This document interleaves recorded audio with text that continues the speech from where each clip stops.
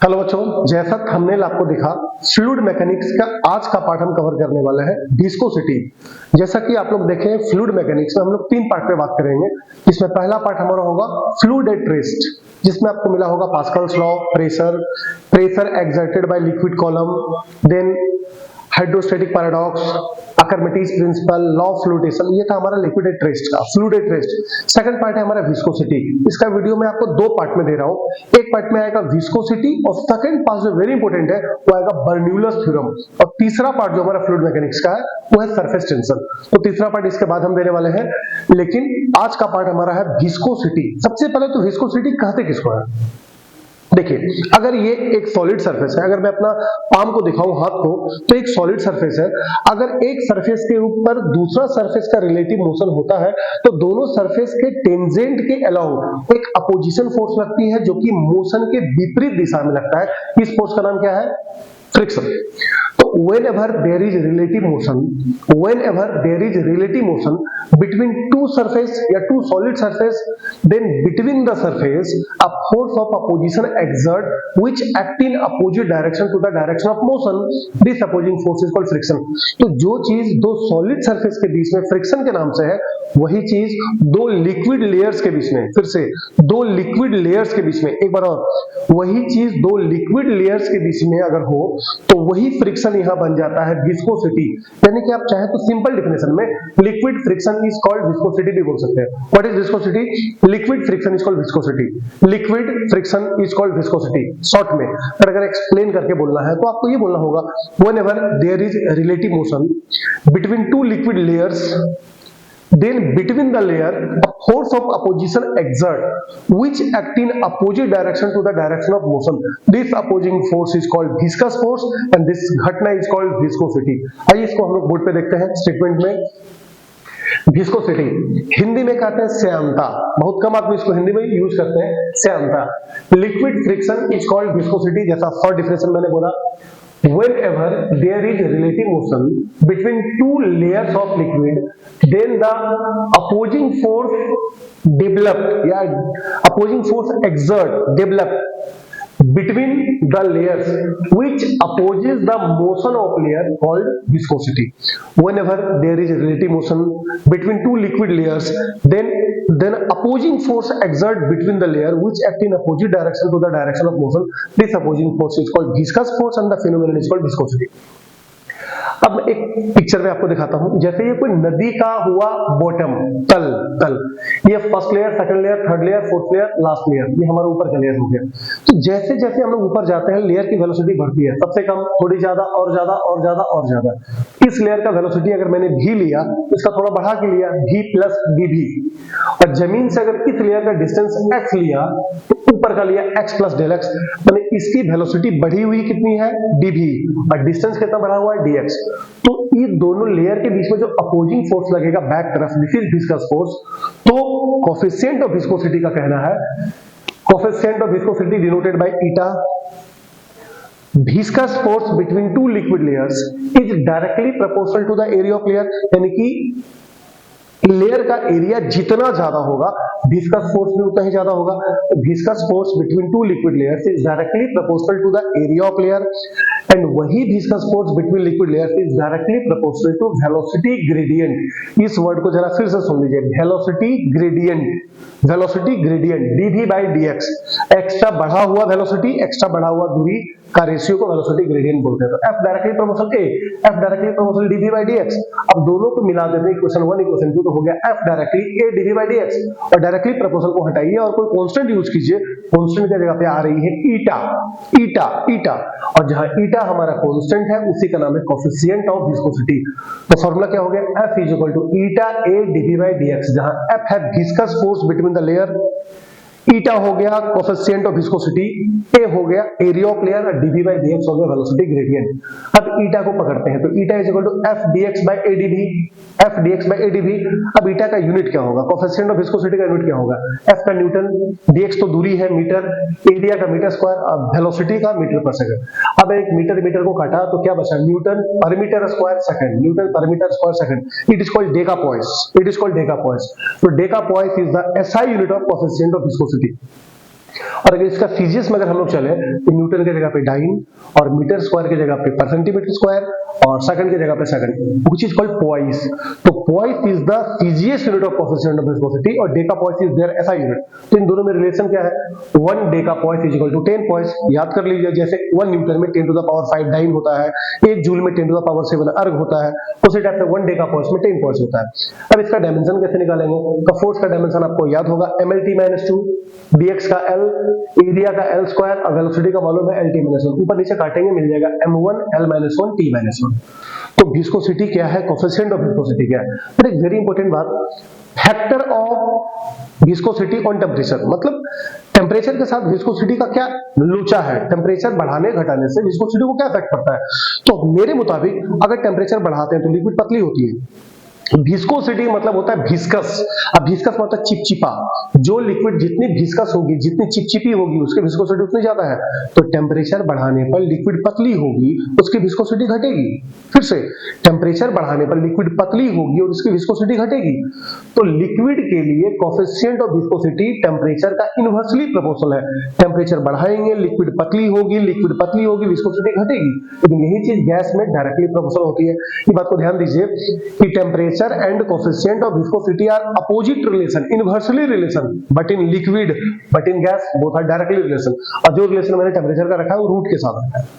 तो थोड़ा बात आगे करते हैं। अभी तक के भाषण से आपको तो ये पता चला कि फ्रिक्शन और विस्कोसिटी दोनों समान है, लेकिन क्या दोनों में केवल समानता ही है कि कुछ डिफरेंस भी है। तो आइए दोनों में कुछ सिमिलरिटी आपको दिखाते हैं। Both act in opposite direction to the direction of motion, दोनों मोशन के विपरीत दिशा में लगती है, ये दोनों में सिमिलरिटी है।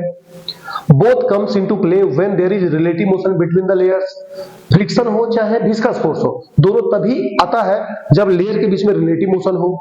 तीसरा है both are due to intermolecular force, दोनों एक इंटरमोलिकुलर अट्रैक्शन है, इंटरमोलिकुलर फोर्स है। ये तो तीन समानता आप देखें, पर दोनों में कुछ असमानता भी है। पहला, friction directly proportional to normal reaction, friction directly proportional to normal reaction, या फ्रिक्शन में देखे थे जहां ये था हमारा कोएफिशिएंट ऑफ फ्रिक्शन। लेकिन viscous force not depend upon the normal reaction. पहला बात, विस्कस फोर्स नॉर्मल रिएक्शन पे डिपेंड नहीं करता है, जबकि फ्रिक्शन फोर्स नॉर्मल रिएक्शन पे डायरेक्टली डिपेंड करती है।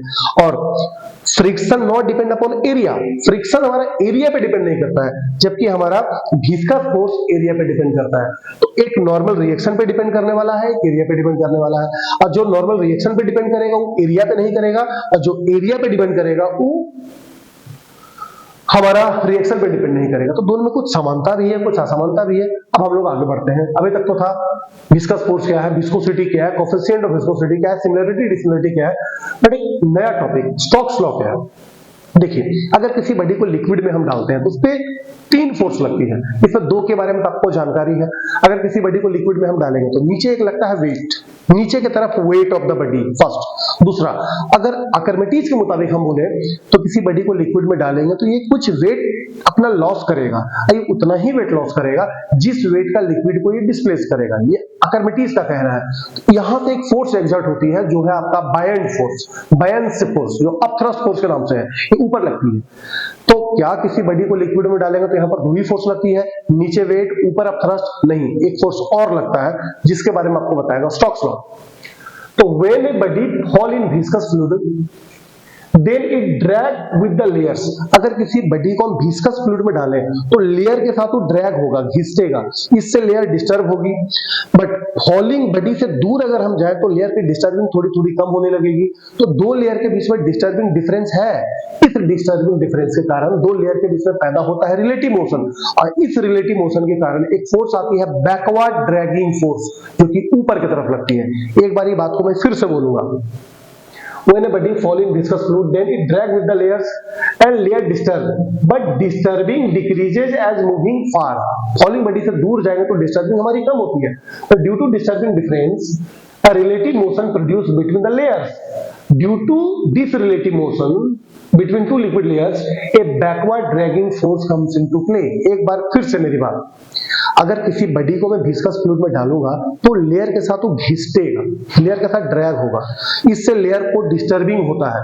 अब लेयर अगर डिस्टर्ब होगा तो जैसे जैसे दूर जाते जाएंगे तो लेयर की डिस्टर्बिंग घटेगी। क्लोज वाला लेयर ज्यादा डिस्टर्ब, थोड़ा कम कम कम कम, तो दो लेयर के बीच में डिस्टर्बिंग डिफरेंस है। इस डिस्टर्बिंग डिफरेंस के कारण दोनों लेयर के बीच में पैदा होता है रिलेटिव मोशन, और इस रिलेटिव मोशन के कारण एक backward dragging force comes into play. तो वो जो बैकवर्ड ड्रैगिंग फोर्स है, अभी पिक्चर में देखते हैं। विस्कस फ्लूइड में किसी बॉडी को मैंने डाला है तो नीचे तो वेट लग रहा है, ऊपर अब थ्रस्ट लग रहा है, इन दोनों को छोड़ दीजिए, बट एक नया फोर्स आ रही है, ये लेयर के साथ ड्रैग हो रही है, तो ये डिस्टर्ब सबसे ज्यादा, थोड़ा कम थोड़ा कम थोड़ा कम थोड़ा कम, तो दो लेयर का जो डिस्टर्बिंग डिफरेंस है इससे रिलेटिव मोशन पैदा हो गया, और उसके कारण एक backward dragging force comes into play. और जो बैकवर्ड ड्रैगिंग फोर्स है ये directly proportional to radius of the body है। जितना बड़ा बॉडी को गिराएंगे, रेडियस जितनी बड़ी होगी, ड्रैगिंग फोर्स भी उतनी ही ज्यादा होगी। और वही backward dragging force is directly proportional to the terminal velocity. थोड़ा वेट कीजिए, टर्मिनल वेलोसिटी क्या है आगे आपको बता रहा हूं। टर्मिनल वेलोसिटी बट है वेलोसिटी, और this is directly proportional to the coefficient of viscosity. तो इन तीन पे तो डिपेंड करेगा विस्कस, क्या नाम है हमारा, upward dragging force, backward dragging force. यदि तीनों में फार्मूला क्या होगा, F depend upon radius, F depend upon terminal velocity, F depend upon coefficient of viscosity, but relation क्या बनेगा, फार्मूला क्या बनेगा। तो फार्मूला को बनाने के लिए हम चलते हैं डायमेंशन मेथड से फार्मूला क्रिएट करने के लिए। F directly proportional R V eta, power A B C लिया, और जैसा कि आप डायमेंशन के शुरू में पढ़े होंगे, डायमेंशन से फार्मूला को क्रिएट करने वाला F डायरेक्टली को हटा के K, R है, V है, ईटा है, पावर ABC ले लिया। टेकिंग डायमेंशन बोथ साइड, आपको हर एक साइड डायमेंशन लेना होगा। F का डायमेंशन MLT-2 याद है, K को छोड़िए, R रेडियस है, length power A, velocity LT-1 power B, और ईटा कोएफिशिएंट ऑफ विस्कोसिटी का डायमेंशन अभी पीछे निकाला था, M1 L-1 T-1, M1 L-1 T-1 power है C। अब यहां से M का पावर देखते हैं, M का पावर C है ओनली, L का पावर मिला A प्लस B और यहां माइनस C, और T का पावर मिला माइनस B और माइनस C, और इधर M का 1 है, L का 1 है, T का -2 है। अब ये दोनों तरफ से बेस को बराबर करके पावर को सेम करेंगे, M M सेम, तो C is equal to 1, C is equal to हमको 1 मिल गया। अब A plus B plus minus C is equal to 1, तो A plus B minus C is equal to 1, और minus B minus C is equal to -2। अब यहां से आपको खिचड़ी पकाना है और ABC का वैल्यू निकालना है। ABC का जैसे वैल्यू निकालेगा तो C का वैल्यू भी 1 आएगा, B का वैल्यू भी 1 आएगा, A का वैल्यू भी 1 आएगा। अब ABC का वैल्यू को निकाल के हम यहीं पर पुट कर दें, तो F is equal to K, R का पावर A 1 है, B का पावर B 1 है, ईटा का पावर C 1 है। जब मैंने डाला और बाद में न्यूमेरिकली K को रिप्लेस किया गया 6 पाई के साथ, यानी कि जो बैकवर्ड ड्रैगिंग फोर्स का एक्सप्रेशन है वो है F is equal to 6 pi R eta भी। एक बार फिर से, जो बैकवर्ड ड्रैगिंग फोर्स का नाम अभी लिया, जो रिलेटिव मोशन के कारण आता है, उसका एक्सप्रेशन है F is equal to 6 pi R eta भी। चल, ये तो था मेरा बैकवर्ड ड्रैगिंग फोर्स, बट एक बात मैंने बोला था, टर्मिनल वेलोसिटी क्या है, वेट कीजिए। टर्मिनल वेलोसिटी देखिए, अगर किसी बॉडी को हम विस्कस फ्लूइड में डालते हैं तो पहले तो ये एक्सीलरेट करेगा। अगर किसी बॉडी को हम विस्कस फ्लूइड में डालेंगे तो पहले तो ये एक्सीलरेट करेगा, but after attending certain velocity it's acceleration become 0 and start moving with constant velocity. This velocity is called terminal velocity. एक बार फिर से, when a body fall in viscous fluid then first of all it get accelerate, पहले वो accelerate करेगा, but एक certain velocity attend करने के बाद, एक निश्चित वेलोसिटी अटेंड करने के बाद उसकी एक्सीलरेशन हो जाएगी 0 and start moving with constant velocity. This velocity is called terminal velocity. When a body fall in viscous fluid, then first of all it get accelerate, but after attaining a certain velocity, its acceleration become 0 and start falling with constant velocity called a terminal velocity. When a body fall in viscous fluid, then there are 3 force acting on it. अगर किसी body को हम liquid में डालेंगे तो उसका 3 force लगेगा। पहला, वेट ऑफ द बॉडी नीचे की तरफ, अप थ्रस्ट ऊपर की तरफ, और एक नया फोर्स जो अभी आप सुने थे, अपवर्ड ड्रैगिंग फोर्स, ये भी ऊपर की तरफ लगेगा। When velocity of body become constant, then acceleration become 0. अगर बॉडी का वेलोसिटी कांस्टेंट हो जाए, वेलोसिटी में कोई परिवर्तन ना हो, तो एक्सीलरेशन 0 हो जाएगा, क्योंकि A is equal to V minus V by T, और V U दोनों सेम हो जाएगा, तो एक्सीलरेशन 0 हो जाएगी। और एक्सीलरेशन 0 होने का मतलब है net force acting on body 0। Acceleration 0 होने का मतलब है बॉडी पर नेट फोर्स कुछ नहीं लगेगा। मतलब टोटल फोर्स अपवर्ड और टोटल फोर्स डाउनवर्ड दोनों आपस में बराबर हो जाएगी। नेट फोर्स जीरो होने का क्या मतलब है, नीचे की तरफ का टोटल फोर्स और ऊपर की तरफ का टोटल फोर्स दोनों आपस में बराबर हो जाएगी। तो net force become zero means क्या, total upward force is equal to total downward force. अब इसको प्रूफ करके टर्मिनल वेलोसिटी आपको देते हैं, तो कुछ लेट करते हैं। Let m is the mass of body, r is the radius of body, rho is the density of body and sigma is the density of fluid। ध्यान दीजिए यहां दो डेंसिटी मानी गई है, rho is the density of material body और sigma is the density of fluid and eta is the coefficient of viscosity of fluid। तो अगर टोटल अपवर्ड फोर्स और टोटल डाउनवर्ड फोर्स दोनों बराबर हो रही है तो अपवर्ड फोर्स कौन है, पहला अप थ्रस्ट, दूसरा अपवर्ड ड्रैगिंग फोर्स और तीसरा वेट जो नीचे लग रही है। ये दोनों हो गया ऊपर का फोर्स, ये हो गया नीचे का फोर्स। नीचे का फोर्स हमारा वेट ऑफ द बॉडी है, ये हमारा थ्रस्ट है और ये हमारा ड्रैगिंग फोर्स है जो कि ऊपर की तरफ लग रही है। तो अब थ्रस्ट कितना होता है, अब थ्रस्ट होता है वेट ऑफ फ्लूइड डिस्प्लेस के बराबर प्लस ड्रैगिंग फोर्स अभी आप लाए थे 6 पाई आर ईटा भी और W है वेट ऑफ द बॉडी। लेकिन ये भी आपका टारगेट है क्योंकि यही भी है मेरा टर्मिनल वेलोसिटी। तो वेट ऑफ फ्लूइड डिस्प्लेस का मतलब वेट होता है mg, बगल में 6 पाई आर ईटा भी और वेट ऑफ द बॉडी मतलब mg। और हमको ये पता है density is equal to mass by volume, तो mass is equal to density into volume. फिर से density is equal to mass by volume, तो mass is equal to density into volume. तो मास की जगह पे डेंसिटी इनटू वॉल्यूम, लेकिन ये किसका है, फ्लूइड का। तो फ्लूइड का डेंसिटी क्या माने थे, सिग्मा, सिग्मा इनटू वॉल्यूम, बगल में जी है mg, 6 पाई आर ईटा भी और ये है बॉडी का वेट, तो बॉडी का डेंसिटी क्या माने थे, रो, तो रो इनटू वॉल्यूम बगल में है जी। सिग्मा को छोड़ेंगे, बॉडी का वॉल्यूम क्या डिस्प्लेस होगा, तो बॉडी का वॉल्यूम वही डिस्प्लेस होगा जो बॉडी का वॉल्यूम है क्योंकि बॉडी ने लिक्विड को डिस्प्लेस किया।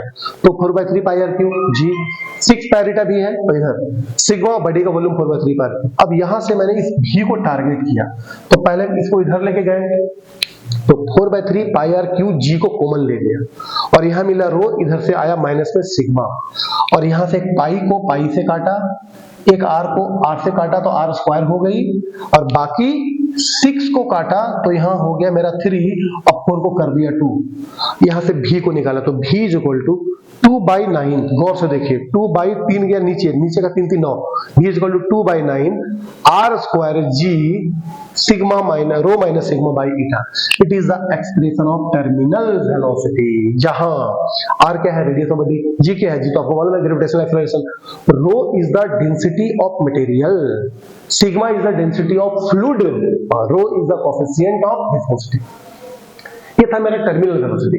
बट कुछ टॉपिक ऐसे हैं जो कि सिलेबस में तो आपके प्लस 2 में नहीं है, पर आज भी मेन सिलेबस, जी सिलेबस, फिट सिलेबस आपके पास है।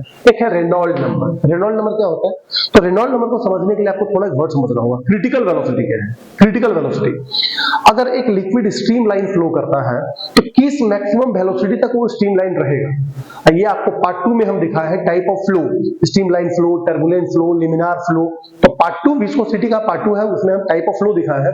बट एक वर्ड है, if liquid flow through long narrow tube then critical velocity vc directly proportional to coefficient of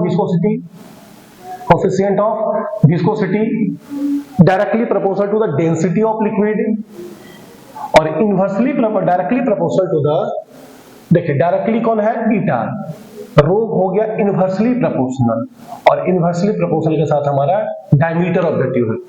तो critical velocity is directly proportional to the coefficient of viscosity, critical velocity is inversely proportional to the density of liquid and critical velocity is inversely proportional to the diameter of tube.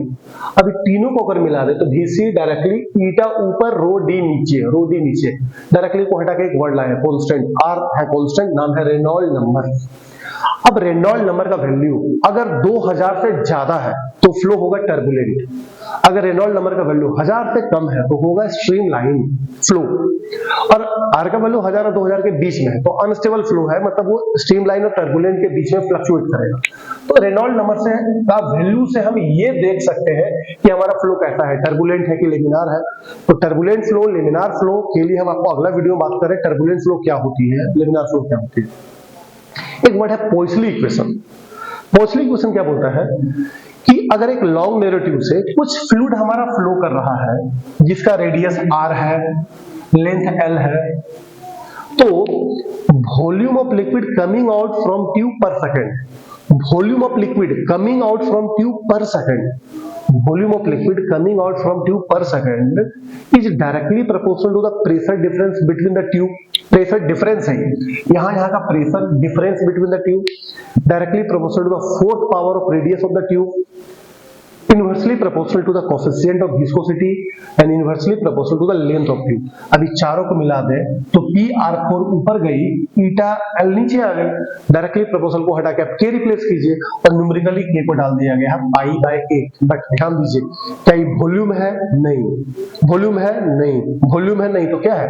It is volume of liquid coming out from the tube per second, so its unit is metre cube per second, metre cube per second. Dimension क्या हो जाएगा? L3T-1। ये volume of liquid coming out from tube per second है। तो पॉइसली equation, Reynold number, ये दोनों तो आपके प्लस 2 सिलेबस में फिलहाल के लिए नहीं है, बट वेरी इंपॉर्टेंट टॉपिक आपके लिए गया। टर्मिनल वेलोसिटी क्या है, स्टोक्स लॉ क्या है। लेकिन जाते जाते एक बार फिर से, अगर किसी बॉडी को हम लिक्विड में फॉल करेंगे तो उस पर 3 फोर्स एक साथ काम करती है। पहला, वेट ऑफ द बॉडी नीचे, अब थ्रस्ट फोर्स जो कि लिक्विड डिस्प्लेस के कारण आती है वो ऊपर की तरफ, और तीसरा है बैकवर्ड ड्रैगिंग फोर्स जो कि 2 लेयर के डिस्टर्बिंग डिफरेंस के रिलेटिव मोशन के कारण आती है। तो बैकवर्ड ड्रैगिंग फोर्स और अपथ्रस्ट की दिशा ऊपर और वेट ऑफ द बॉडी की दिशा नीचे होती है। ठीक है, नेक्स्ट वीडियो मिलते हैं जिसमें आपको हम दिखाने वाले हैं बर्नौली थ्योरम जो कि विस्कोसिटी का सेकंड पार्ट होगा। इसका नोट्स लीजिए और अपना नोट्स कंप्लीट कीजिए। सब पे कुछ फॉर्मूला पे आपको कुछ वर्क करना होगा। Thank you.